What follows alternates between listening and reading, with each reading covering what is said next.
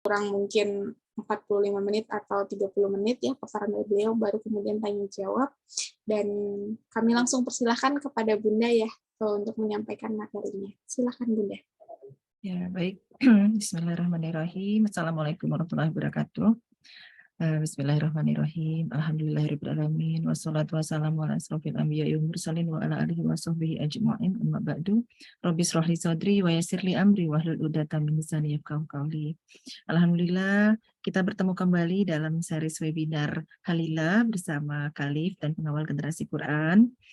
Hari ini kita akan membahas kupas tuntas, insya Allah semoga Allah mudahkan dan Allah ridhoi kita bertalabul ilmi mengenal bagaimana kegagalan ovarium prematur. Satu istilah yang barangkali para sahabat yang awam setelah ini bisa mengerti kenapa ada gangguan-gangguan pada proses proses mempersiapkan kehamilan.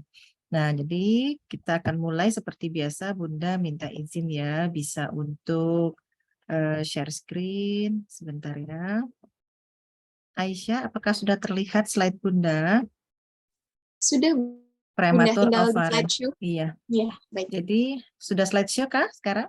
Sudah Bunda. Nah ya, kita akan bahas bahwa kegagalan ovarium prematur itu definisi atau istilah di baratnya atau di textbook kedokteran di Obgyn adalah prematur ovarian failure. Jadi adalah nama lain dari kenapa terjadi prematur menopause dilema atau fungsi ovarium yang menurun secara drastis. Secara definisi kita singkat POV aja ya, prematur ovarian failure, atau disebut nama lainnya juga bisa primary ovarian insufficiency, atau disebut juga prematur menopause, atau menopause dini, atau menopause precox. Nah, kejadian ini ditandai dengan amenorrhea, tidak haid. Kok masih umur 30 saya tidak haid Bunda ya? Apakah saya ada POV kah atau PCO kah? Nah, ini yang harus kita kenalin. Nah, gejalanya adalah tidak haid, kemudian dia sangat rendah hormon wanitanya, hipoestrogen. Nah, ini dia, ada orang hiperestrogen sehingga terjadi endometriosis gitu ya. Terus adanya peningkatan serum gonadotrophic level. Jadi serum gonadotrophic itu adalah FSH, follicle stimulating hormone yang berasal dari otak. Sangat-sangat tinggi, tapi ovariumnya tidak bisa menghasilkan telur. Dan ini kurang dari usia 40 tahun. Jadi ya sangat miris kalau ada wanita kurang dari 40 tahun harusnya belum menopause. Bahkan sekarang yang ekstrim masih umur 30 tahun. Beberapa pasien yang Bunda temui juga menderita prematur ovarian failure. Dan ini harus dibenahi dari hulu supaya para akhwat sahabat muslimah jadi mengenal dirinya, tidak lain dan tidak bukan untuk bisa menjaga amanah sehat dari Allah Subhanahu wa taala. Kita sebagai madrasatul ula yang melahirkan generasi ya bersama suami tentunya. Nah, kemudian insidensi kejadian ini luar biasa ya. Ya, selama 10 tahun terakhir, 1 dekade itu, 1 wanita dari 1.000 orang usia 30 sudah berhenti haid. 1 orang dari 250 orang sudah berhenti haid pada usia 35 tahun. 1 orang dari 100 orang yang berusia 40-an sudah berhenti haid atau menopause. Sementara menopause sendiri itu rata-rata usia perimenopause adalah umur 50 tahun. Berarti dia lebih mendahului 10 tahun. Nah, apa gejalanya adalah tidak haid lagi dan juga haidnya tersendat-sendat. Jadi haidnya bisa 2 bulan sekali, 3 bulan sekali, dan ini harus dibedakan dari keluhan klinis PCO ya, polycystic ovary atau telur kecil-kecil. Kalau telur kecil-kecil, telurnya masih banyak gitu dalam ovarium. Sementara prematur ovarian failure adalah POV ini adalah telurnya habis gitu. Jadi para akhwat, para sahabat itu Masya Allah kita muhasabah diri yuk, kita harus benar-benar berazam. Allah sayang banget dan percaya pada kita kamu wanita. Kenapa? Karena pada penelitian-penelitian terupdate bahwa kita perempuan diberikan Allah itu sel telur kurang lebih 6 juta sampai 7 juta butir saat kita dibentuk dalam rahim ibu kita usia 4 bulan. Jadi tidak pernah ditambah lagi. mau gimana pun teknologinya sampai detik ini tidak ada wanita yang bisa menambah sel telur, karena sel telur cuma Allah yang bisa buat dalam proses embriogenesis usia ya dari mulai pembuahan sampai usia 4 bulan tadi. Dan itu seiring waktu berjalan habis. Dan rata-rata normalnya selama lifespan-nya wanita, kami para objek mendefinisikan menopause kurang lebih usia 50. Tapi kenapa dewasa ini selama 10 tahun terakhir banyak yang menopause usia 30 tahun? Inilah timbul definisi tadi, prematur ovarian failure atau menopause dini atau menopause precox ya. Dan ini luar biasa, kita harus cegah. Bisa nggak dicegah? Bisa, tapi dari hulu. Kalau sudah terjadi, Bunda, ya kadarullah. Pasti sesuai kesanggupan kita takdir itu. Nah, sekarang kita bahasnya begini saja. Prematur ovarian failure itu ternyata adalah bagaimana kita melihat kalau tadi usia 16 pekan dalam kandungan ibu kita, termasuk Bunda Meti, saat Bunda dalam masa janda dalam perut ibunya, Bunda sudah dibekali telur banyak dalam ovarium atau indung telur. Inilah normal ovarium yang berfungsi untuk bisa seiring waktu berjalan menjadi folikel atau sel telur matang ketika takdir sudah menikah, bertemu sperma suami, dan bisa hamil. Tapi kenapa ada saat ini terakhir-terakhir sekarang satu dekade ada prematur yang telurnya tiba-tiba habis? Berarti ada kerusakan yang sangat sporadis gitu ya, sangat luar biasa pada seorang wanita yang membuat sel telurnya yang sebenarnya secara sunnatullah itu banyak, tapi kenapa dia sudah habis pada usia 30-an. Inilah yang disebut kegagalan ovarium prematur. Ya, kenapa nanti kita akan bahas. Nah, ini ya dari Atlas Anatomi dari Adam Textbook kita lihat di sini. Kalau diperiksa ini tidak ada dan tidak ada obatnya gitu ya Allah, karena kita manusia tidak bisa lagi membuat telur germ cell ya, sel induk, sel benih itu nggak bisa. Tapi kalau disimpankan telur kayak sekarang lagi marak ya, menyimpan telur karena belum menikah, nanti takut telurnya habis seiring waktu berjalan gitu ya, diambil gitu, disimpan, saving ke bank sel telur gitu. Bisa, bisa. Tapi untuk hamil bagaimana? Karena aging penuaan tidak bisa disangkal, sudah sunatullah. Kalau telurnya masih disimpan awet dalam suhu minus 193 derajat Celcius ya, kemudian apakah seiring waktu kita masih punya hormon yang optimal? Oke, boleh buatan. Tapi apakah rahim kita bisa untuk mengandung? Ya kalau istrinya Nabi Zakaria itu sudah takdir Allah bisa mengandung ya usia 95 tahun. Nah, kalau manusia biasa, kalaupun nanti kita simpankan telur, rahim kita tidak kompatibel untuk ditanam embrio, nanti timbullah teknologi surrogate mother, menitipkan embrio ke rahim wanita lain. Tapi ini menjadi absurd, menjadi suatu yang barangkali kalau dikaji secara syariah, ya Allahu a'lam, Bunda tidak bisa bahas ke arah sana, cuman jangan sampailah kita berpikir, ya nggak apa-apa deh, nanti telur saya kalaupun habis saya simpan dulu. Jadi rame-rame nyimpen telur gitu. Oke, tapi rahimnya rahim siapa kalau mau hamil gitu. Karena seiring waktu berjalan, penuaan pasti terjadi, termasuk dalam proses hamil. Nah, jadi inilah ya, kalau kita lihat normalnya ovarium kita, perempuan, ketika kita dititipin Allah, sel telur yang disebut primordial follicle yang berjumlah jutaan tadi, pada saat usia 4 bulan jumlahnya 7 juta. Saat lahir itu berkurang setinggal 3 juta. Saat kita menstruasi awal itu berkurang tinggal 100.000 butir ya. Seiring usia reproduksi umur 17 sampai umur 20 sampai 35 tahun ya tinggal beberapa puluh ribu saja, dan tidak mungkin juga kita dibuahi puluhan ribu dan hamil puluhan ribu kali ya. Seiring waktu berjalan memang ada sel telur yang primordial, ada yang survive menjadi primer folikel. Yang merekrut mereka menjadi besar siapa? Ya nutrisi, paparan hormon yang stabil, ya semua yang dibutuhkan oleh sebuah sel untuk bisa dia membesar menjadi folikel primer, folikel ya primer folikel menjadi preantar folikel sampai menjadi folikel mateng ya, yang bisa mengeluarkan sel telur dan dijemput oleh tuba dan ketemu sperma. Dan proses inilah yang merupakan perekrutan atau pembuahan atau pertumbuhan dari sel telur normal yang membutuhkan siklus kurang lebih 28 hari. Jadi kalau 28 hari sekali sampai 35 hari ya, itu dia haid setiap bulan. Alhamdulillah secara sunnatullah ovariumnya dapat menjalani fungsinya sebagaimana normal ya, dengan paparan hormon gonadotropik ya, hormon dari otak, hormon dari apa yang kita asup yang mengandung estrogen progesteron begitu. Tapi pada orang yang menderita kegagalan ovarium, dia insufisiensi. Jadi sudah nggak ada telur ya sedikit sekali sehingga nanti ya nggak berhasil untuk bisa matang. Karena ya udah pertama hormonnya terganggu, telurnya sudah semakin habis, sehingga nanti gejalanya efek jangka panjang adalah menopause yang cepat, kemandulan, sampai nanti gangguan emosional, gangguan pengeroposan tulang, osteoporosis yang cepat, sampai risiko kena sakit jantung koroner. Karena ada hubungan yang sangat signifikan, hormon yang dihasilkan oleh si sel folikel telur ini adalah memaintenance dari fleksibilitas dari kekenyalan dinding pembuluh darah seluruh tubuh wanita. Sehingga selagi kita masih haid, kita masih punya sistem kardiovaskuler yang masih smooth. Kalau sudah menopause lebih rigid, makanya rentan untuk terjadi hipertensi pada wanita menopause ya, karena tadi hormon dari sel telurnya sudah habis ya. Itu sunatullah, tapi jangan sampai kan gara-gara kita prematur ovarian failure masih umur 30 malah terjadi juga komplikasi osteoporosis dan juga sakit jantung gitu. Nah, inilah penyebabnya. Mari kita muhasabah. Iatrogenik adalah kita buat sendiri karena kita tidak tahu memapar tubuh terhadap hal-hal ketika kita masih muda belia. Jadi para akhwat, adik-adik, anak-anakku yang Allah sayangi gitu ya, kita ketika sudah haid, ayo edukasi putri kita yang sudah usia SMP, SMA, jangan sampai ada faktor iatrogenik memapar tubuh anak. Nanti apa aja saya jelaskan. Idiopatik adalah sesuatu yang tidak bisa ditentukan, ya belum tahu. Ada faktor X yang tidak tahu, Allahu alam.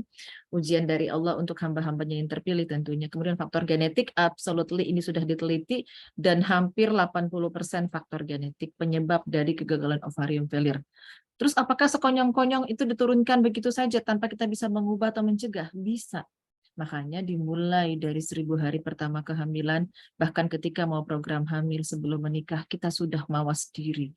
Jangan sampai gen yang terkandung dalam DNA sel telurku, bukan hanya perempuan loh, gen yang terkandung dalam sperma suamiku adalah semua yang baik, tidak membawa unsur-unsur yang terjadi mutasi sehingga nanti anakku jadi kehabisan sel telur belum pada saatnya gitu. Ya, kemudian ada infeksi, nanti apa aja jenisnya. Ya, kemudian environmental. Jadi ini termasuk apa namanya? Lingkungan ya, apa itu yang kita hirup, kita makan, kita balur dan penyakit autoimun. Nah, ini ayo kita sekarang memorize dulu, diingat bahwa kegagalan ovarium tidak sekonyong-konyong terjadi karena ada faktor 6 yang kita harus cegah ya. Genetik bisa diubah nggak? Tidak ada mutlak orang itu tidak punya kaki terus anaknya nggak punya kaki, enggak. Hanya faktor beberapa persen saja gitu ya. Nah, jadi dari Oxford University juga beberapa riset terakhir tahun 2016 ya, bahwa pengobatan dari hormon terapi gitu bisa menjadi salah satu solusi dalam prematur ovarian failure, menjadi salah satu terapi. Jadi memang karena dia memang hipoestrogen sangat ekstrim, ya disupport sebagai salah satu ikhtiar, tapi untuk membentuk sel telur baru ya tidak bisa. Cuman siapa tahu dengan sisanya sekitar mungkin tinggal 20 butir gitu kan, digenjot gitu kan supaya dia bisa membesar. Jangan sampai kita lalai sehingga ya udah habis gitu benar-benar. Nah, jadi ini yang perlu kita gali bagaimana riwayat haidnya, apakah ada pembedahan, radiasi, kemoterapi kanker sebelumnya, terus apakah ada gejala keletihan, gejala hiperpigmentasi ya, orang-orang yang gampang sekali kena freckles pada kulitnya. Ya, maaf bukan mau a priori orang-orang yang punya melasma itu sangat rentan ke hipoestrogen. Kemudian orang-orang yang suka banget makan kurang asin-asin, hati-hati nggak boleh ya. Sering nyeri perut ya, terus orangnya juga hipotiroid dan ada gejala maaf autoimun dari dirinya sendiri atau keluarganya atau ada gangguan metal retardasi, gangguan-gangguan maaf ya, gangguan kromosom misalnya Down syndrome dan lain-lain, dan memang pada dasarnya dia mempunyai estrogen yang sangat rendah. Nah, ini yang perlu digali. Kita sudah karena kalau saya kecanduan garam nggak boleh deh, nggak boleh gitu ya. Oh, kalau saya sering nyeri perut, saya harus cari tahu. Oh, kalau saya itu kulitnya mulai gampang kena bintik-bintik hitam, saya harus cari tahu apakah estrogen saya rendah. Bisa nggak diperiksa? Bisa gitu ya. Hormon estrogen ke laboratorium. Saya punya keluarga, maaf, ada metal retardasi, saya harus cari tahu. Saya punya riwayat autoimun. Autoimun itu seperti apa? Banyak sekali. Ada penyakit lupus, hipotiroid tadi ya, penyakit skleroderma, dan lain-lain juga harus kita cari tahu. Karena ini sangat berhubungan dengan terjadinya prematur ovarian failure karena berhubungan dengan rendahnya hormon estrogen tadi. Ada dua mekanisme terjadinya POV ya, prematur ovarian failure atau kegagalan ovarium. Pertama karena berkurangnya deplesi dari sel telur secara sporadis, buk gitu. Pokoknya udah habis. Jadi hati-hati, ada yang didapat secara diturunkan, ada yang didapat secara iatrogenik. Itu terus didapat setelah kita lahir. Contoh, termasuk penyebab prematur ovarian failure adalah PCO. Iya, bisa. PCO yang tidak diobati, diterapi, tidak ditobati gitu. Kenapa? Bayangkan, begitu banyak sel telur kecil-kecil yang gagal matang, yang usianya sudah tua, sehingga terjadi resistensi atau gagalnya untuk membesar. Oke, PCOS itu kan kurang lebih di atas 10 biji setiap bulan direkrut, padahal hanya 1 butir. Terus PCOS bertahun-tahun, 5 tahun kali 12 bulan, telurnya terus direkrut banyak tapi gagal matang, rusak menjadi atretik ya, atresia. Habis kan cadangan. Jadi ayo para remaja yang kalau sudah mulai bergejala gangguan haid, sudah mulai gangguan berat badan bertambah, kebotakan, berjerawat banyak, saya sudah mulai gejala pra-PCO, saya harus segera obati. Bisa nggak PCO diobati? Bisa, demi Allah. Pasien Bunda PCO cepat sadar. Ya nanti kalau memang ada mau perlu motivasi-motivasi dari beberapa pasien-pasien yang bisa kita tampilkan, yang udah 5-6 tahun PCOS, dikasih hormon terus-terusan, tapi dengan berubah lifestyle segala macam. Yang penting sel telurnya masih ada, itu kuncinya. Dia bisa kemudian mempreservasi ya, mencegah kerusakan sel telur yang bertambah banyak. Dan memang kegagalan folikular disfungsi karena memang fungsi-fungsi hormonnya dari sentral otak terganggu. Nah, inilah dia penyebab yang sudah diteliti. Nah, ini yang iatrogenik tadi ya, adanya kemoterapi, adanya gangguan hormonal. Nah, makanya kenapa Bunda Meti kalau ada orang sudah hamil 1 orang, Bunda saya mau KB hormonal. Ya pilihan sih masing-masing. Cuman kalau paparan dari gonadotropik stimulasi yang sifatnya sintetis terus-menerus, nanti juga mengganggu terjadi siklus dari sel telur yang primordial untuk menjadi sel telur matang.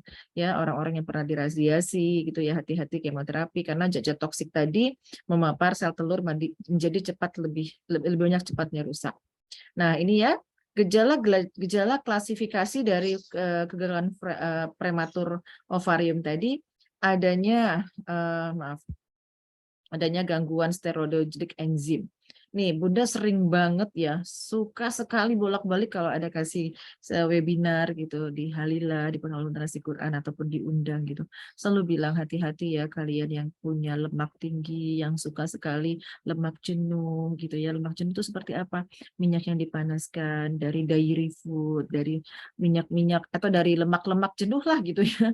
Karena ada proses yang namanya 17 alfa hidroksilase defisiensi enzim, defeknya artinya kegagalan ya, kegangguan, kekurangan aroma segala macam. Ini penyebab pertama sehingga nanti proses siklus perekrutan telur primordial kecil yang sudah Allah berikan tadi gagal. Nah, karena tubuhnya banyak sekali lemak jenuh. Sementara kita perlu lemak hormon gonad itu atau steroidogenik itu adalah hormon yang dibutuhkan berasal dari sumber kolesterol baik. Tapi yang ditumpuk malah kolesterol jahat. Tambah gula-gula yang sangat tinggi, indeks glikemik. Karena apa? Gula itu glukosa, ditumpuk nggak banyak bergerak menjadi glikogen. Terus dibiarin terus ngendap masuk ke darah menjadi gliserol atau trigliserida. Ujung-ujungnya lemak jahat. Jadi gula yang tinggi dan lemak yang jenuh hati-hati menjadi salah satu penyebab patogenesis perjalanan penyakit kegagalan ovarium. Jadi setelah kajian ini minum teh ya tanpa gula. Minum kopi Bunda tanpa susu. Susu cair gitu kental manis tanpa gula. Bisa nggak? Bisa ya, insya Allah. Terus ini gimana saladnya pakai mayones nggak? Saya mau pakai minyak zaitun, pakai minyak wizen. Nah, bisa nggak? Bisa, karena itu semua lemak baik. Saya makan buahnya, ya udah saya minum air kelapa atau coconut milk, atau saya minum sesuatu lemak baik dari apa ya, alpukat gitu misalnya. Itu sangat baik ya.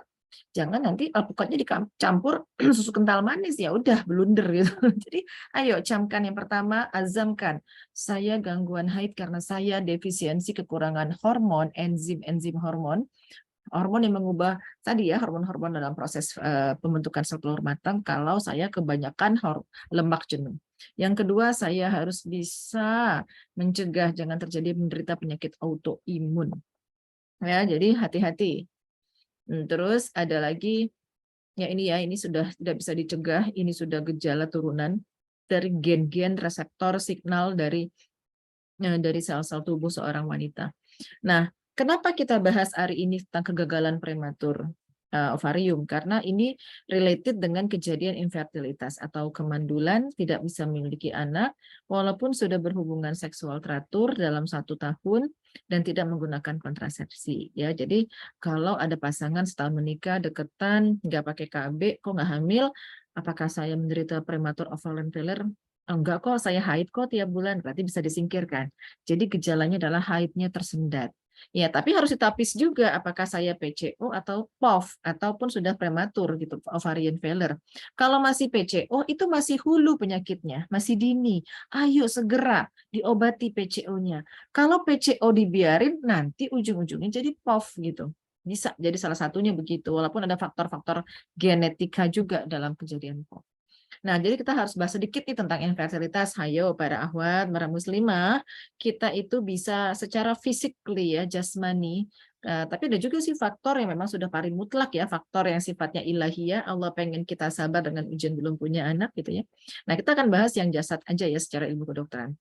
Kegagalan ovulasi, gangguan hormon, kegagalan endometrium untuk bisa menebal, kemudian adanya cairan vagina dan serviks yang tidak menguntungkan sperma, jadi spermanya masuk ke liang vagina, kemudian masuk serviks dan rahim, spermanya mati, dihajar oleh antibodi sang wanita, sang istri yang disebut antibodi anti sperma, dan gangguan dari motilitas tuba. Jadi tuba itu kan punya seperti bulu-bulu halus yang menggeser sel telur dan ovarium dari ovarium untuk ketemu sperma. Nah, itu nggak ada geraknya, itu gangguan hormon juga bisa menghambat karena gangguan hormon tadi. Nah, ya kemudian sumbatan, jadi hati-hati di tuba biasanya ya, yang radang karena infeksi keputihan yang kronis tidak diterapi, yang masih remaja putri yang sudah keluar cairan dibiarin, plus pakai pakaian yang sangat ketat, gitu. Tidak menjaga paranormal vagina sehingga gampang sekali kena keputihan jamur ya, sehingga nanti dapat ascending infeksi yang dari vagina naik ke atas sampai ke tuba sehingga menimbulkan perlengketan dan sumbat blocking pada tuba. Kemudian adanya faktor selain kita membahas tadi ya gagalan ovarium, itu juga harus membuat mencerahkan para sahabat bahwa ada faktor lain juga yang perlu kita waspadai. Fibroid adalah mioma, adanya serviks yang radang, kalau di sini bersemayam virus-virus yang banyak sekali, ya kira-kira kalau kita masuk rumah ada sarang laba-laba, sarang tawon atau sampah banyak, pasti nggak tertarik ya untuk masuk rumah tersebut. Sama, sperma juga secara sunatullah ngelihat serviks pasangannya berantakan juga dia tidak mau masuk ya. Atau sumbatan bawaan lahir, wanita yang tidak punya vagina yang lengkap atau sumbatan pada beberapa bentuk rahim yang tidak punya rongga ada juga ya. Jadi faktor ini harus kita juga gali selain kita belajar tentang gagalnya ovarium. Ovarium jelas satu penggal dari bagian dari organ reproduksi wanita yaitu rahim yang juga kita harus ketahui dan tuba juga kita harus evaluasi. Nah, ini salah satu tadi ya prematur para sahabat, kok saya nggak hamil-hamil? Oh, saya haidnya baik-baik saja sih Bunda, tapi saya kok nggak hamil-hamil. Dicek semua PCO tidak ada. Ternyata bawaan lahir rahimnya begini. Ya, ada rahim seperti ini, seperti ini. Susah ini untuk punya anak. Ada rahim nggak punya tuba sumbat gitu ya, ada blocking. Jadi ini ada rahim bentuknya kayak love bicornu gitu ya. Nggak ada yang bersekat seperti ini.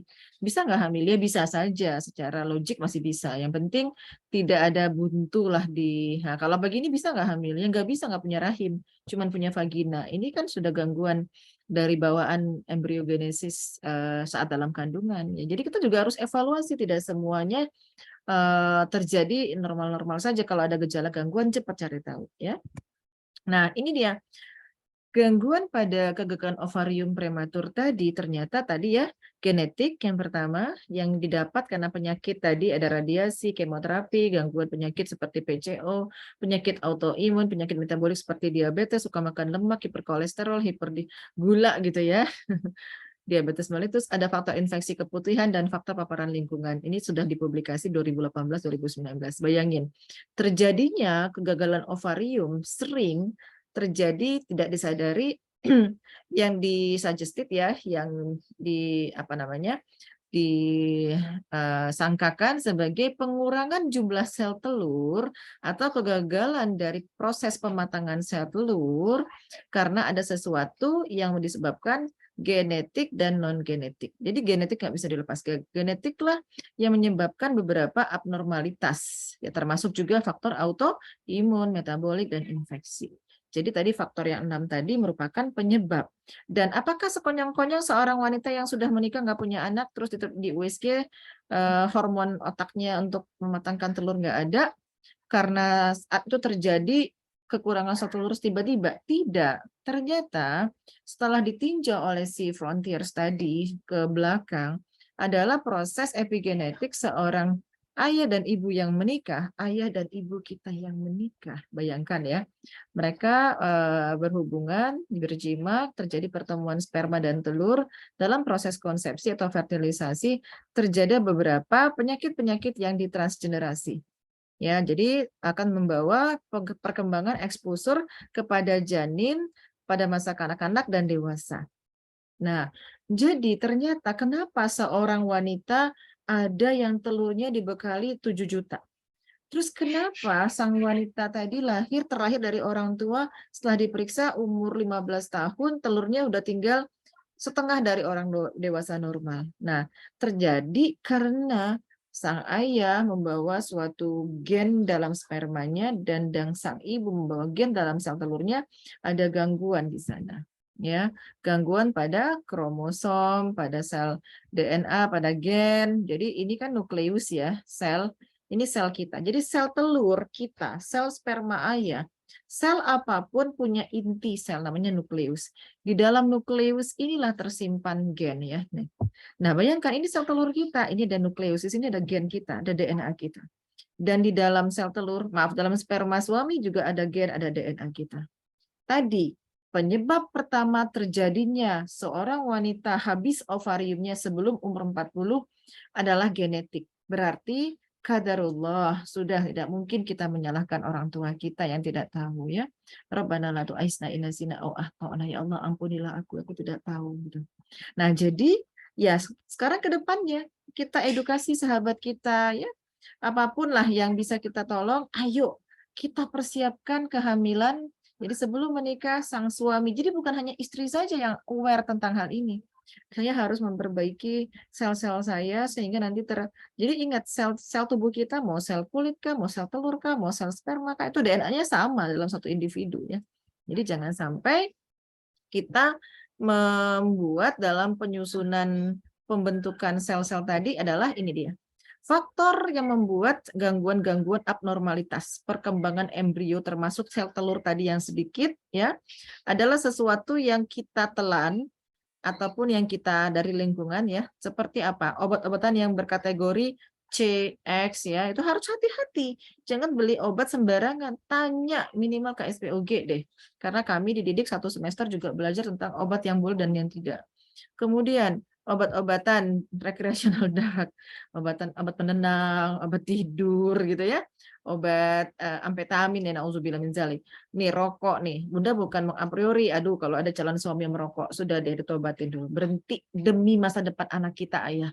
Bermimpi untuk melahirkan anak sehat, generasi unggul yang bisa membesarkan agama ini kalau sang ayah saja sudah memapar tubuhnya dengan zat-zat rokok yang chemical toxic, alkoholik, infeksi, sehingga ayo para sahabat, tadi salah satu faktor menjadikan ovarium itu banyak sel telurnya yang rusak karena ada infeksi pertama sitomegalovirus ya.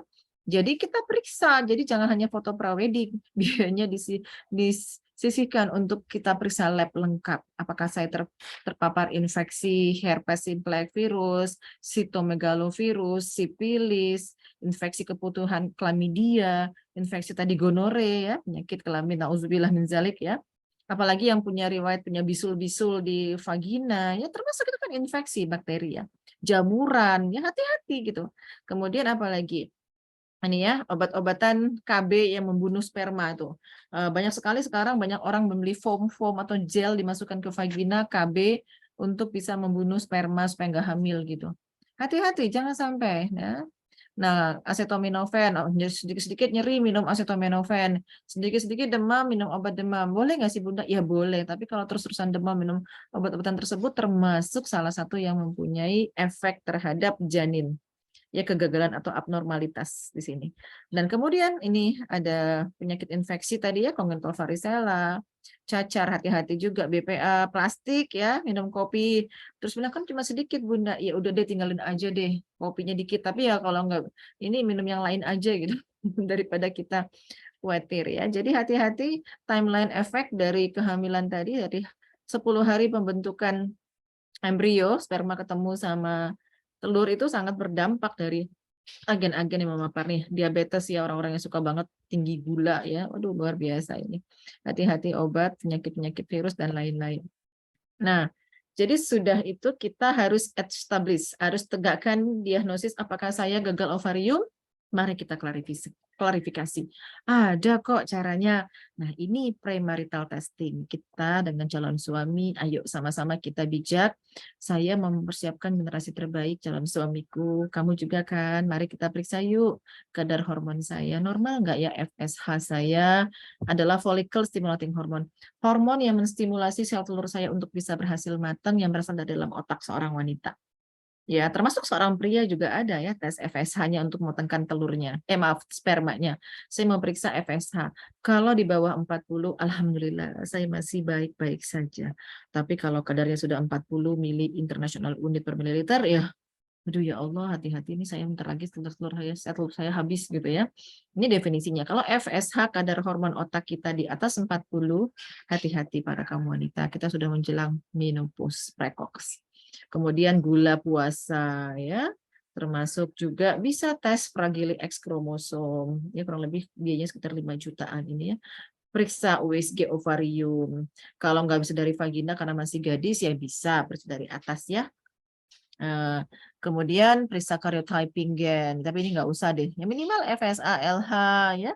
Periksa gula puasa, periksa kolesterol tadi karena kan kolesterol bahan baku untuk pembentukan hormon gonad atau kelamin gitu ya.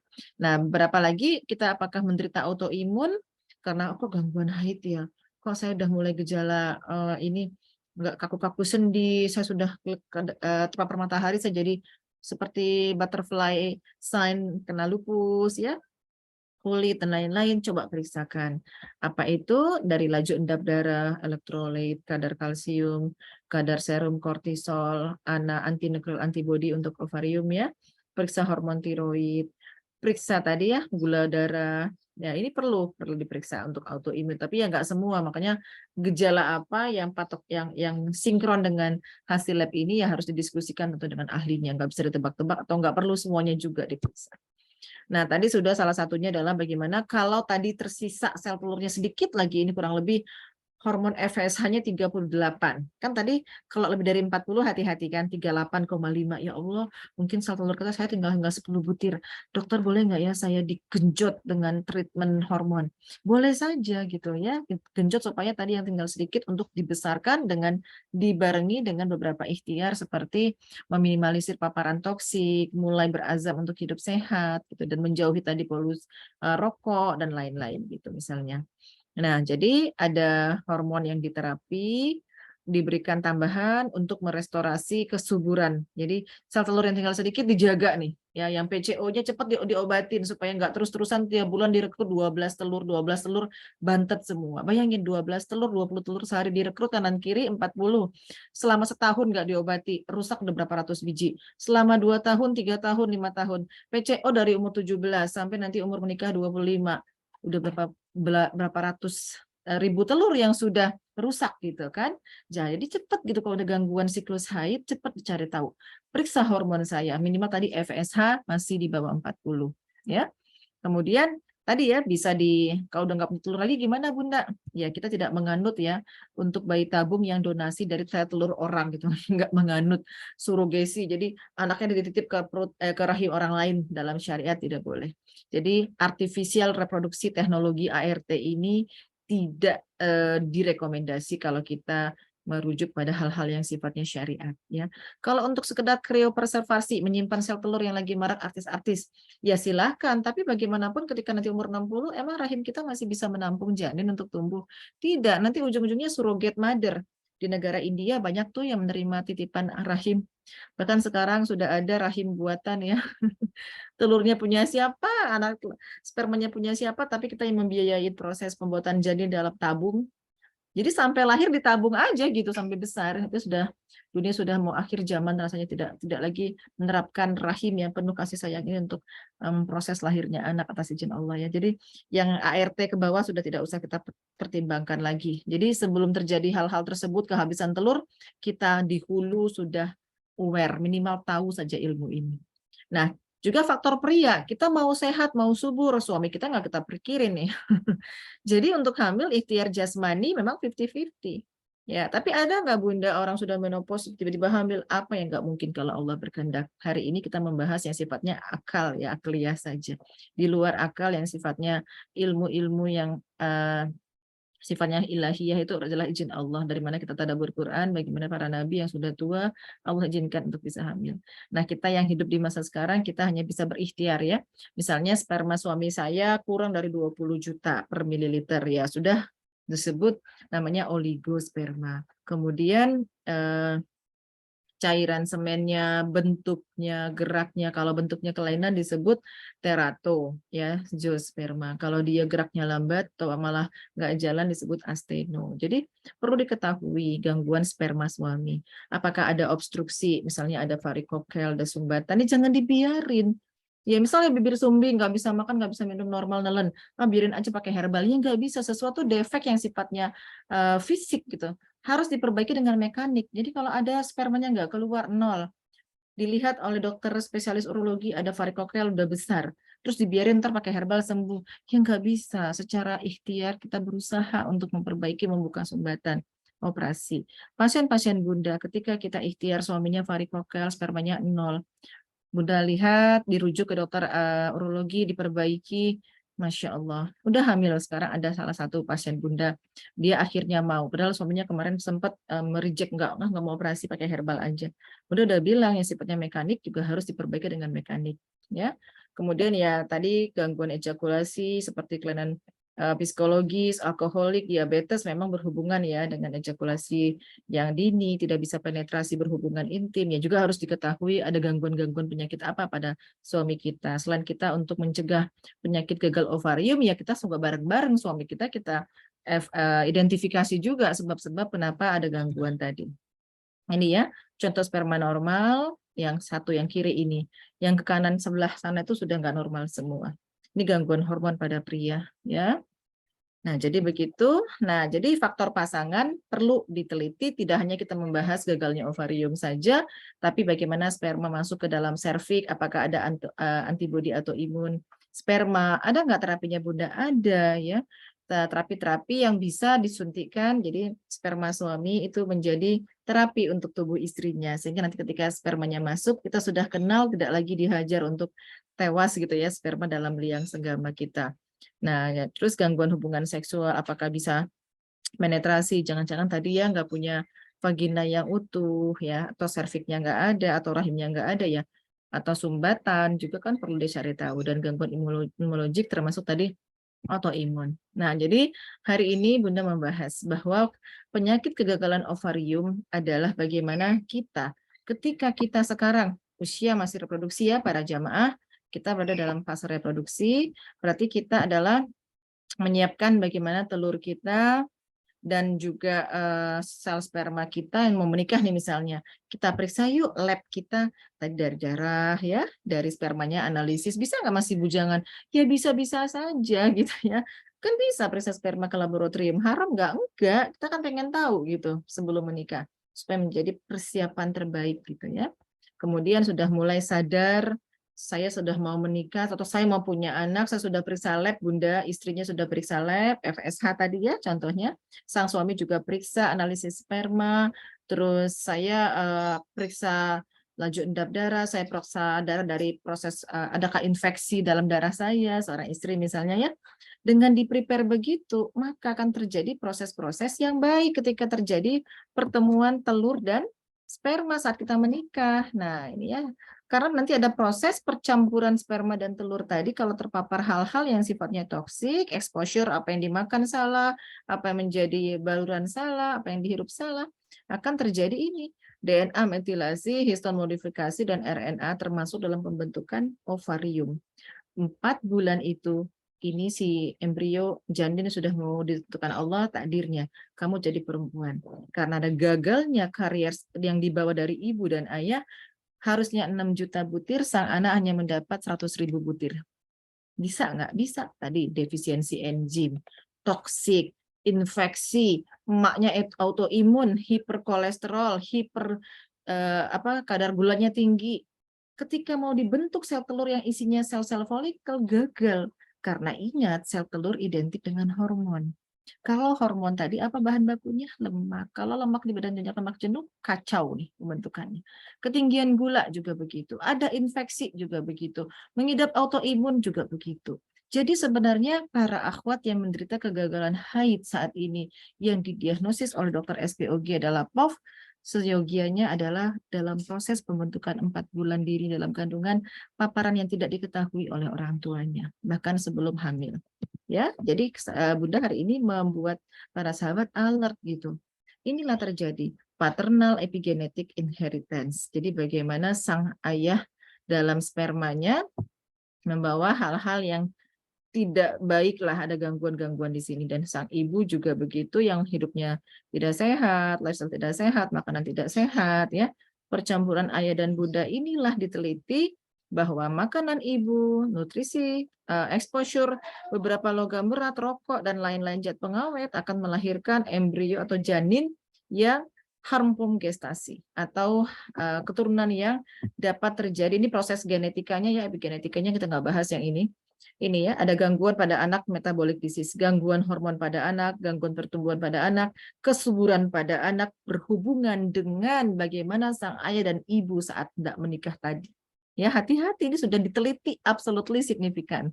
Jadi kenapa terjadi generasi sakit sekarang? Karena lifestyle orang tuanya tidak dijaga saat sebelum hamil. Ya, nah, jadi sampai anaknya menderita diabetes dini, anak-anak diabetes, anak-anak kanker darah, anak-anak gangguan saraf, ada yang anak-anak tadi ya, anak-anaknya akhirnya di usia dia dewasa menjadi infertil, adalah kontribusi dari kedua orang tuanya, dan inilah prosesnya. Epigenetik PGC, ini kita nggak bahas, ini ilmunya Bunda saat ini masih mendalami hal ini. Jadi setelah ini Bunda bilang, ya Allah betapa ya ketika saya punya anak remaja, baru haid ya, saya harus jaga nih ovariumnya baik-baik. Nak, kamu jangan infeksi. Nak, kamu jangan makan lemak banyak. Nak, kamu jangan makan gula tinggi dari minuman kekinian. Nak, kamu harus banyak makan serat atau sayur buah agar enzim-enzim kamu baik gitu. Ya, jadi kalau kita jaga begini kan kira-kira bisa terjaga nggak? Ya terjaga. Tapi kadang-kadang ibu-ibunya anaknya minta minuman ini beliin, makanan yang cepat saji beliin, tinggi lemak jenuh dibeliin. Nanti dia mempunyai sel telur yang tidak baik. Ketika dia menikah, cucu kita nggak lahir karena ternyata nauzubillah gitu ya, terjadi gangguan saat di hulu tadi. Nah, jadi marilah kita lakukan pemeriksaan selain kita memeriksa yang namanya faktor kegagalan ovarium, lamanya ketidaksuburan berapa lama, gangguan haid kah, bagaimana kesehatan riwayat penyakit sebelumnya, obat-obatan yang dimakan bagaimana, fisiklinya gimana, termasuk tadinya lab-lab darah tadi. Dan termasuk pemeriksaan inspekulo, cocor bebek dibuka, serviknya ada nggak infeksi, ada nggak keputihan, ada nggak erosi, gitu kan, ada nggak lendir-lendir yang berbau, itu kan harus diperiksa karena bagaimanapun kemandulan bukan hanya gagalnya ovarium, tapi beberapa penyebab yang sangat-sangat banyak gitu. Inilah ya Bunda sarankan, lakukan pemeriksaan ovulasi kesuburan dengan cara periksa hormon FSH tadi, periksa hormon LH dan estradiol tepat pada hari kedua haid. Masih gadis, periksa. Kalau di luar kadar normal, segera cari tahu. Ya, jangan sampai nanti cadangan ovarium kita habis mendadak. Kemudian tadi sudah ya USG ovarium, kalau sudah menikah, mulai secara transvaginal. Secara normal, pertengahan siklus haid pada hari ke-14, silakan pergi ke SPOG hari ke-12, 13, 14, lihat melalui transvaginal USG untuk melihat telur ukurannya. Kalau ada yang sudah 20 milimeter, satu butir saja, alhamdulillah Allah, aku punya sel telur yang matang. Tapi kalau tiba-tiba diperiksa ada PCOS, segera untuk berubah lifestyle, berubah paparan ke tubuhnya yang selama ini kurang baik, untuk segera menghentikan PCO-nya.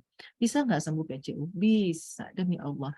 Bunda bukan merasa takabur, tapi dengan mengembalikan fitrah hidup sehat seseorang yang PCO, dari faktor-faktor yang berat badannya berlebih, makanan yang salah, akhirnya rekrutmen di beberapa bulan kemudian PCO-nya sudah tidak ada lagi. Malah telurnya berhasil matang. Boleh lakukan pemeriksaan kalau misalnya pengen tahu tuba, lakukan histerosalpingografi, ronsen dengan memberikan kontras pada vagina untuk melihat tubanya bagaimana. Silakan pada para ayah, teslah sperma. Jangan hanya menyalahkan istri, nggak hamil-hamil, telur kamu habis sekali. Jangan-jangan spermanya yang bermasalah. Kalau gangguan hormon pada pria bisa nggak diperbaiki? Ya bisa. Tadi kan satu prinsipnya, hormon sumber dari lemak bayi. Kalau sang suami selama ini cuma dikasih sarapan pisang goreng terus sama istrinya, ya salah. Jadi ada hal-hal yang perlu diperiksa. Terus tes pasca senggama ya seperti memeriksa tadi autoimun ya, antibodi anti sperma gitu ya. Bisa dari darah juga diperiksa. Nah, inilah secara bijak kita periksa laparoskopi misalnya ada penyakit PCO. Bunda saya nggak bisa Bunda dalam 3 bulan ini untuk cepat sembuh PCO saya. Bisa nggak Bunda? Oh ya bisa. Nama operasinya drilling. Jadi sel telur yang kayak beruntus-beruntus kecil tuh dipecah-pecahin dengan laparoskopi. Ada beberapa orang yang pengen instan ya, walaupun harus keluar biaya mahal. Karena untuk men-start over telur yang bantet tadi kan perlu waktu 6 bulan sampai setahun lah gitu ya kurang lebih. Ini pengen cepet gitu. Ya di drilling, terapi cepetnya. Jadi dipecah-pecahin untuk merangsang tumbuhnya sel telur baru yang merupakan primordial sel telur yang sudah Allah titipi tadi cepat matang, yang hancur tadi yang sudah tidak baik tadi dihancurin gitu. Terapinya drilling, DRILLING dengan laparoskopi pada PCO kronis yang tidak bisa diterapi atau dia tidak bisa lagi menjalani hidup sehat. Tidak kuat semangatnya. Histerosalpingografi ini ya untuk periksa tuba, bayangin masuk kontrasnya di sini terus di ronsen, lihat rahimnya tidak ada sumbatan, masya Allah tempat bobok janin ya ini, kemudian tubanya lihat alirannya tidak ada sumbatan, ini gambaran ovariumnya ya. Ini alhamdulillah HSG yang normal. Histeroskopi misalnya ada polip, kok nggak hamil-hamil Bunda? HSG saya nyumbat, tapi bukan di tuba menyumbatnya Bunda, di serviks. Ternyata ada polip sebesar jagung gitu. Kan harus dikuret, diambil supaya spermanya bisa masuk karena nyumbat gitu ya. Nah, jadi oke, setelah tahu ya Allah kegagalan ovarium prematur adalah gangguan dari kesuburan wanita yang bergejala menopause dini. Jadi faktor yang saya harus benar-benar kita akui adalah turunan. Ya sudahlah ya Allah, aku terima ridho kalau ibuku dulu dan ayahku tidak tahu sehingga aku punya ovarium habis sekarang stoknya gitu ya. Tapi kalaupun masih ada tinggal sedikit, ayo cepat lakukan penanganan medis. Dan penanganan medis seperti apa? Ini ya, jadi pemberian obat-obatan pemicu kualitas sperma, ya seperti infeksi tadi diobati, endometriosisnya diobati, jangan sampai nanti ovariumnya sehat, masih banyak tapi kerendam sama darah gitu ya. Gimana mau direkrut untuk ketemu sperma, udah ketimbun sama darah di dalam ovarium tersebut kista coklat gitu. Jadi segera ini diketahui dengan intervensi medis seperti obat dan terapi-terapi yang untuk membersihkan endometriosis ya. Untuk tubanya sumbat emang bisa sih microsurgery ya, operasi dengan mikroskop kecil gitu ya. Tapi ya ada juga yang memilih jalan pintas seperti bayi tabung gitu. Nah, ini kalau ingin hamil dengan kualitas sperma yang sedikit, bisa diantar spermanya sampai nanti ke tuba ya. Jadi didekatkan karena banyak sekali hambatan di serviks ini. Karena ada misalnya ada penyakit ASA ya, antibodi anti sperma, kadang melakukan inseminasi untuk bisa mengantarkan sperma sampai disemprot ke tuba. Namanya inseminasi. Kalau bayi tabung misalnya tubanya sudah blok, sumbat ya, dan ovarium ini tinggal sedikit cadangannya, misal tadi saya sampaikan, Bunda sampaikan FSH saya tinggal 38, ya udah kejar aja untuk bayi tabung biar nanti sisa yang ada bisa kita temukan dengan sperma di dalam tabung ya. Inilah disebut IVF, in vitro fertilisasi atau bayi tabung bahasa awamnya. Beda dengan inseminasi, inseminasi hanya menyemprotkan sperma saja, contohnya karena spermanya lemah, nggak bisa jalan cepat atau ada gangguan di serviks imunitas misalnya. Oke, non medisnya seperti apa? Ini ya cerewet sekali Bunda, selalu gizi seimbang ya. Kalau ini kan nggak perlu dikasih tahu ya, sering kajian sahabat saya ya Dokter Jadul Akbar, banyak influencer-influencer yang sudah memberi bimbingan untuk pola hidup sehat. Tapi ingat, jangan berarti kita mengkultus herbal ya sayang, karena apa? Sel tubuh kita itu butuh lemak untuk membran sel, butuh protein asam amino untuk DNA, butuh gula untuk dia bisa punya tenaga dan energi untuk membelah dan bereplikasi, memperbanyak diri.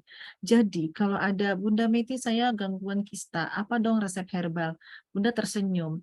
Kita perlu mengedukasi para sahabat yang seperti ini. Karena apa? Kalau tadabbur alam, begitu banyak Allah hamparkan makanan halal, toib dan berasal dari bumi, semuanya dimakan, tidak hanya menjadi vegetarian atau menjadi vegan saja, gitu, atau cuma makan telur saja atau makan daun saja. Kita kan nggak mau saingan sama kambing kan, sama sapi. Jadi Bunda tidak juga mengajari para sahabat herbal. Tidak begitu pola pikirnya. Jadi ingat sel tubuh kita perlu lemak. Dari mana dalam Islam diajarkan? Dari minyak zaitun, Masya Allah, minyak terbaik. Ya. Dari VCO, dari makan alpukat, dari makan ikan. Ya. Ikan yang direbus, di steam, di sop itu kan Masya Allah mengandung lemak baik, DHA, omega 3, omega 6. Makanya minyak ikan itu sangat sehat. Ya. Itu sumber lemak baik. Kemudian apa lagi? Eh, telur silahkan juga mengandung omega 3 ya, telur kuning jangan dibuang-buang tuh, kuning telur dimakan. Itu dibilang penyebab bisul. Bisul tuh bukan karena telur. Kalau Allah bikin telur jadi bisul tuh karena infeksi. Mungkin spraynya kotor atau mandinya nggak kena sabun. Ada radang dari sel folikel gitu. Jadi nggak ada hubungan gangguan banyak makan telur jadi bisulan gitu ya. Banyak faktor yang kita harus teliti. Kemudian sumber protein asam amino 20 macam dari madu asli ya. Itu juga diminum. Asam amino adalah pembentuk DNA agar DNA kita stabil, tidak gampang mutasi. Apalagi gula dengan indeks glikemik yang rendah. Contohnya kurma, ya buah-buahan seperti buah-buahan pepaya gitu ataupun alpukat. Ya silakan, ada kok tabel-tabel low GI, low glycemic index, moderate low glycemic index. Pilih makan gula. Jangan minum gula pasir. Ingat kelebihan gula pasir tadi akan dikonvert, diubah menjadi kolesterol atau lemak jenuh. Nanti akan berdampak pada proses pembentukan hormon dari ovarium kita. Ya, baik. Apalagi vitamin dan mineral. Oh ya, pasti dong. Vitamin A, B, vitamin B aja B1, B2, B3, B4, B5, B6, B7, B9, B12. Bayangin.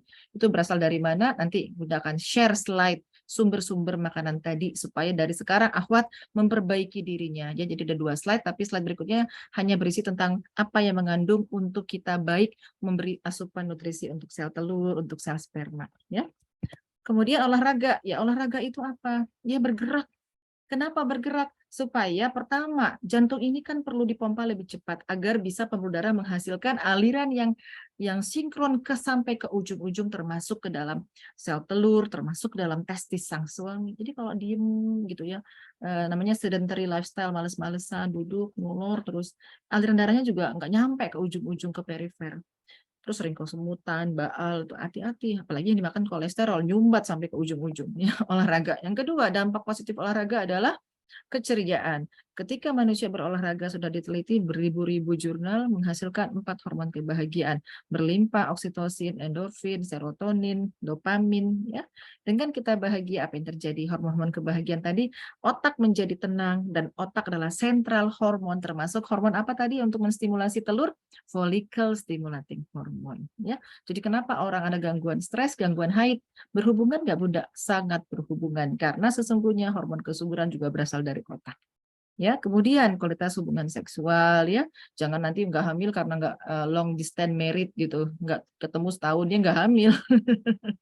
Ya, terus berusaha berbaring, berdiam diri, bagaimana perintah Allah dalam Quran surat Maryam ayat 10 dan 11, mudah bagiku Zakaria, kata Allah, berdiam diri 3 hari, kata Allah kepada Nabi Zakaria. Ya, lakukan zikir pagi dan petang. Ini kadang-kadang mau hamil jumpalitan, banyak aktivitas. Ya. Jadi banyak berdiam diri dan relaksasi, ketenangan. Ya, wasta'inu bisobri waswalah, jadikan sabar dan sholat ya, dekatkan dengan Allah sebagai sumber ketenangan. Kemudian wanunazilu minal Quran ma huwa syifa, jadikan Quran sebagai syifa, penawar. Jadi kalau nggak hamil Ridho dulu. Allah, aku ridho. Aku sedang diuji sabar karena aku tahu Engkau berkata, berfirman dalam Az-Zumar, bahwa sabar adalah balasan tidak terhingga dari sisimu. Aku sabar. Hari ini aku diuji, belum punya keturunan. Temanku di sana punya suami, tapi suaminya KDRT. Nauzubillah. Ada teman di sana, ternyata diuji dengan kesulitan ekonomi. Ya, jadi banyak hal. Ada yang diuji anaknya banyak, tapi anaknya bertemperamen, berperilaku buruk gitu. Jadi semua kita ini adalah hidup diuji. Barangkali sekarang dapat giliran diuji tentang keturunan yang belum hadir. Tapi kalau kita ridho, kita berusaha berikhtiar dengan cara-cara yang kita secara akal juga kita lakukan seperti kajian-kajian ini, secara iman juga kita, tauhid kita kuatkan, merayu Allah untuk mengabulkan doa penuh harap. Ya insya Allah dengan cara-cara ini kita akan Allah ridhoi. Tapi kalau kita udah ngedumel, tidak mau berusaha, pasrah, hanya berdiam diri di kamar, depresi, putus asa, yang ada hormon stres berlimpah ruah. Ya, jadi kembali lifestyle yang baik, lifestyle terbaik tidak ada lagi contoh selain Rasulullah SAW sebagai uswatun hasanah dari cara bangun, cara tidur, cara apapun, adab makan, berpuasanya, Masya Allah. Silahkan ikuti banyak buku-buku jurus sehat Rasulullah, Dr. Zadul Akbar, ya, cara-cara sehat untuk mendetoksifikasi dengan berpuasa, dengan berbekam, ikutilah. Jadi luar biasa Islam ini sudah punya rule dalam untuk mengguiding umatnya ini untuk berperilaku sehat. Jadi tinggal kita mau saja dan mau mencari ilmunya. Ya, baiklah, jazakumullah khairan katsiran atas perhatian para sahabat. Eh, Bunda juga ada satu lagi, nanti Bunda share sama Aisyah ya, Sa. Iya Bunda. Sebentar. Ini slide-nya Bunda tutup dulu. Tadi udah dibuka. Nah, ini. Ini ya, Bunda coba bagi sekilas, nanti dibagi juga untuk sahabat yang mau menjaga, mempreservasi ovariumnya, yang PCOK, yang gangguan haid, apapun penyebabnya, yang penting tadi sudah diperiksa lab juga ya, kadar hormon FSH-nya. Ayo, berpuasa. Penelitian menstabilkan hormon reproduksi adalah dengan berpuasa. Ya, luar biasa, ini nggak usah dibahas hormon orang PCO, ini silakan dibaca jurnalnya.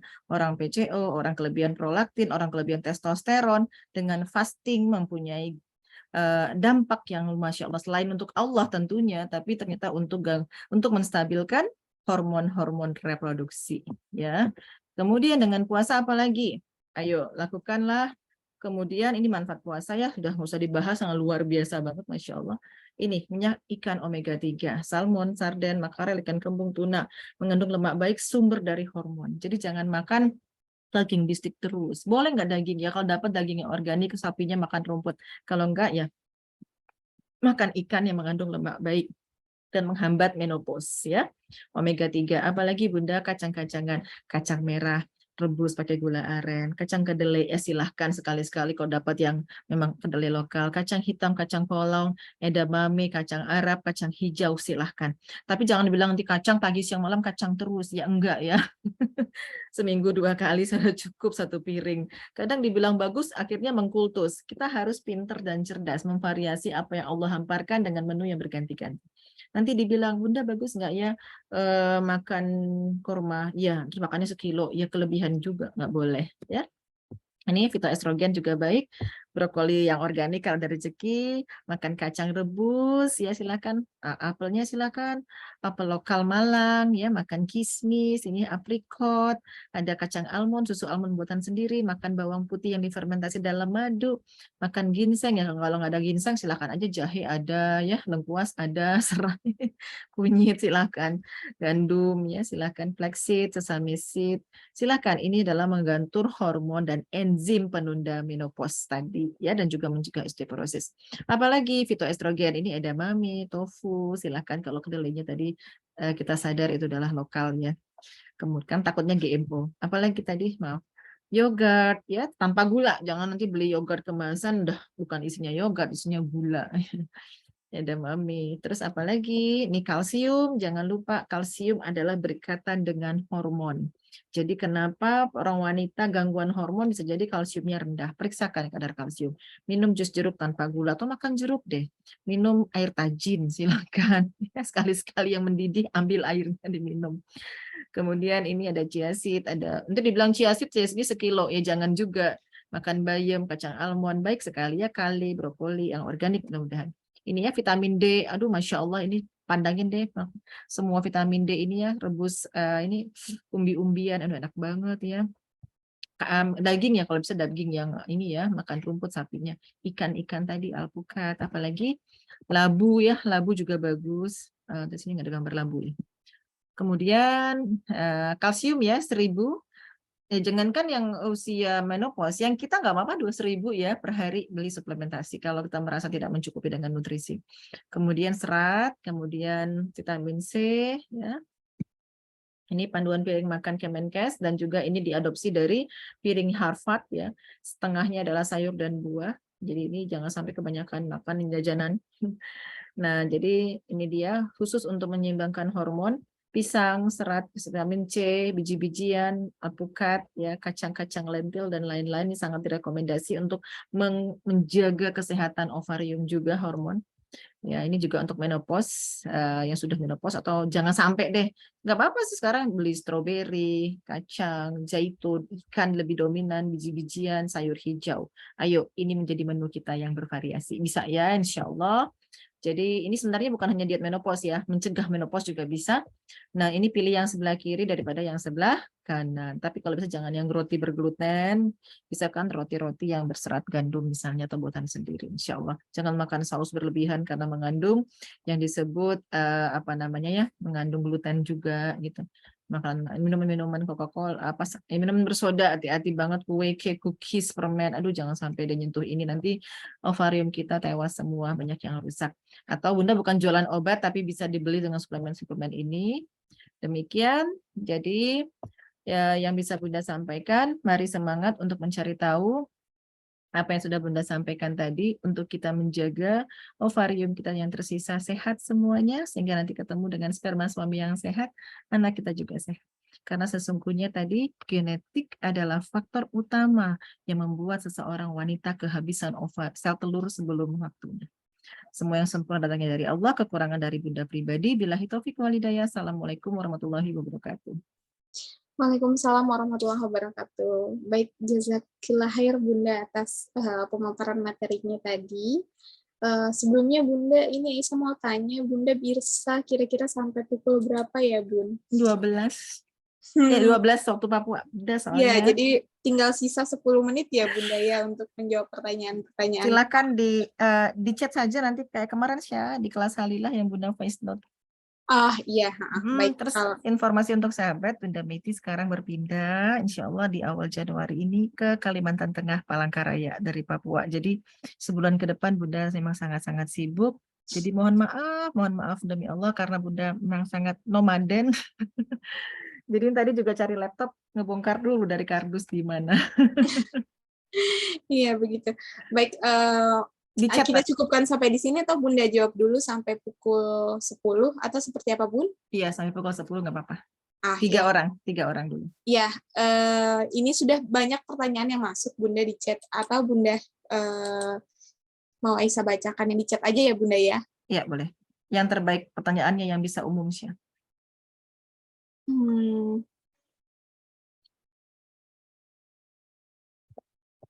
Oke. Ini sebenarnya dari dokter gigi juga ya Bunda. Beliau bertanya, Assalamualaikum, apakah seseorang yang pernah mengalami program bayi tabung akan mengalami gangguan di ovarium? Berapa kalikah amannya boleh berusaha untuk mendapatkan dengan melalui bayi tabung, Bunda? Oh iya, insya Allah. Bayi tabung tidak salah, kan usaha.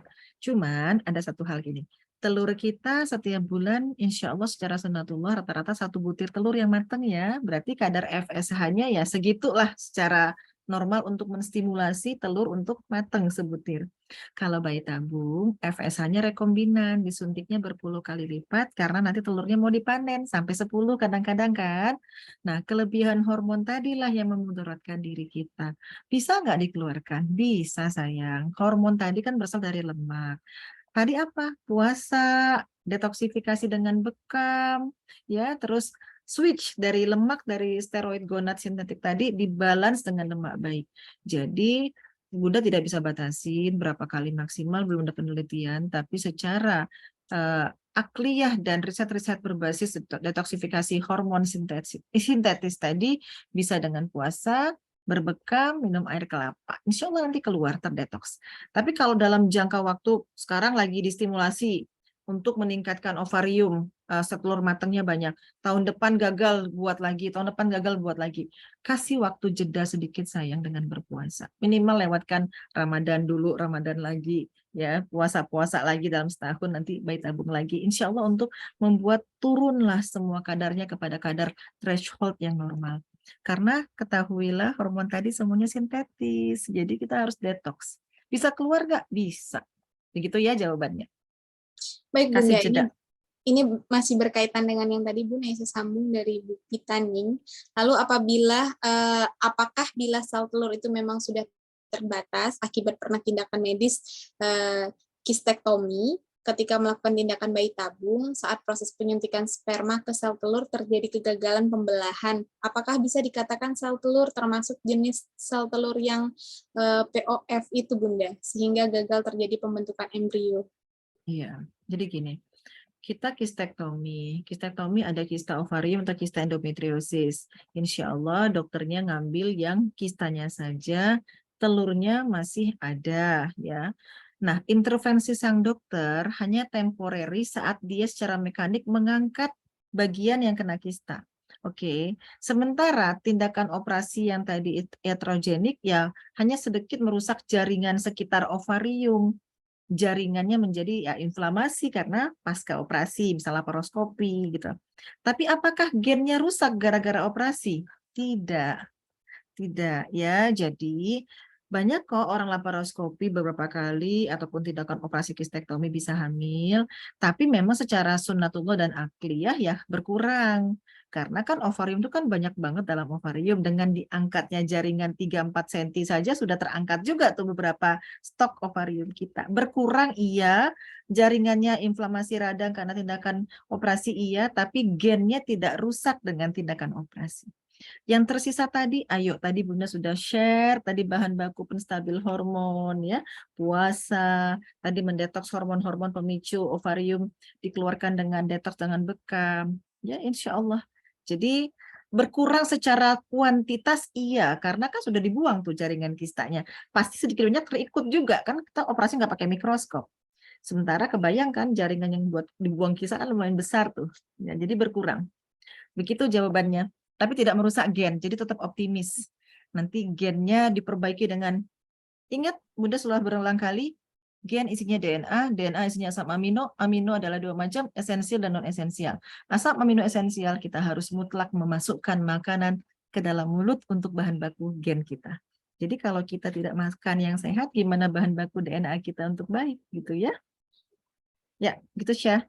Udah Ya, 2, baik. 1 lagi. Ya, baik, ini yang masih berkaitan Bunda. Ada pertanyaan, ini masih single ya Bunda. Untuk mengetahui kalau kita itu kena PCO atau tidak sebelum menikah itu seperti apa? Bagaimana Bunda? Ya, baik.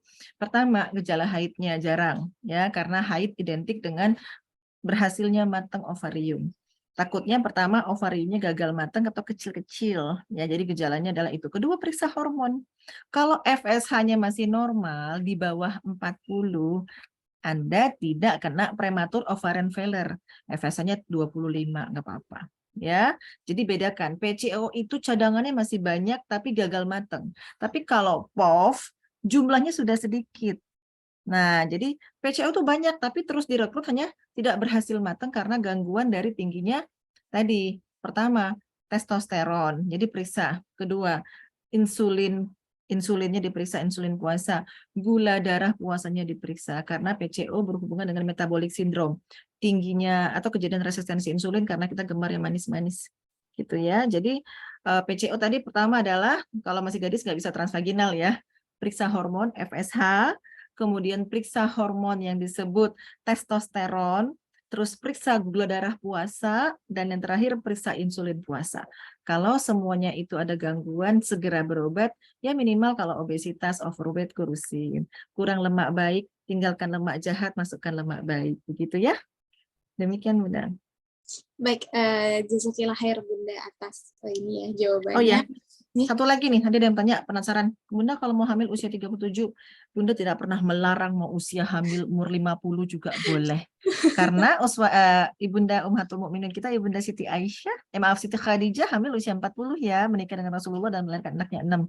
Tapi tadi ingat, selagi kita masih hidup, sel terus itu membentuk namanya pergantian sel. Ada sel yang harus mati terprogram, ada sel yang harus hidup. Sel yang harus hidup termasuk sel telur, cukupkanlah bahan baku DNA-nya. Kualitas asam folatnya, vitamin A-nya, lemak baiknya, gula baiknya, protein baiknya. Jadi kayak Aisyah aja punya ibunda. Hamil umur 46 tahun, adiknya Masya Allah, ya adik amin ya. Ya, jadi Bunda terinspirasi dengan ibunya Aisyah yang hamil umur 46 tahun, sehat adiknya. Jadi Masya Bunda Allah. jangan sampai a priori dikatakan tidak boleh hamil umur 35, jangan. Kalau kita benar-benar bisa tafakur, kita menjaga diri, suami juga begitu, kita bisa melahirkan anak yang sehat ya. Demikian Aisyah. Terus siklus haid normal 24 sampai 35 hari. Tolerable 40 hari. Oke, jadi kalau dia menanya lebih dari 40 hari boleh dianggap nggak normal. Di bawah itu so far so good. Dan cara pastinya kembalilah lab tadi adalah utama mendiagnosis. FSH, ayo rame-rame ke FSH, ke lab. Periksa FSH. Kalau FSH Anda masih di bawah 40, Anda bukan POF. Oke? Itu yang pertama, biayanya 200.000. Yang masih gadis periksa FSH. Sang suami juga ada FSH loh untuk membentuk sperma. Ya, jadi kadang-kadang ini yang perlu diedukasi. Tadi udah Bunda bagi slide-nya ya. Jadi silahkan periksa tadi FSH, follicle stimulating hormone. Artinya gimana?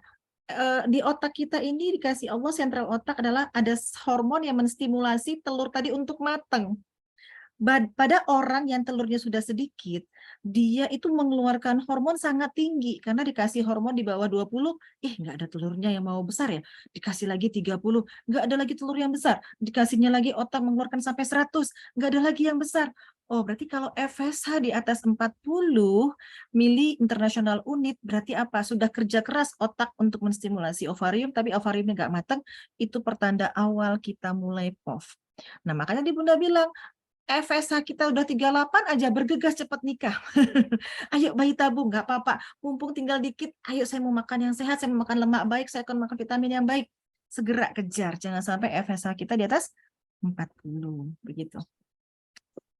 Baik Bunda, jazakillah khair, alhamdulillah ya.